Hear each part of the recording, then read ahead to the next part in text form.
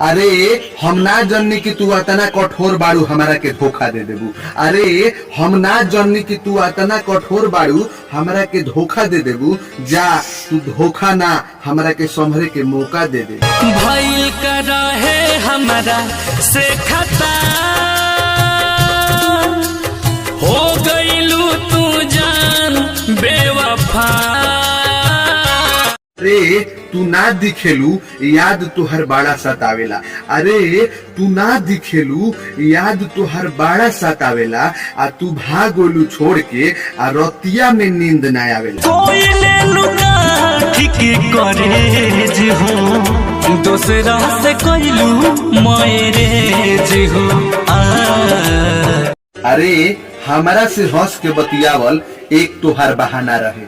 अरे हमारा से हंस के बतियावल एक तोहार बहाना रहे। आ भागोलू वो करे के लेके जो तहार दीवाना रहे। झूठे तू रोआ तारू हमके भुला के खुश बाड़ू तू अपना पियावा के पाके।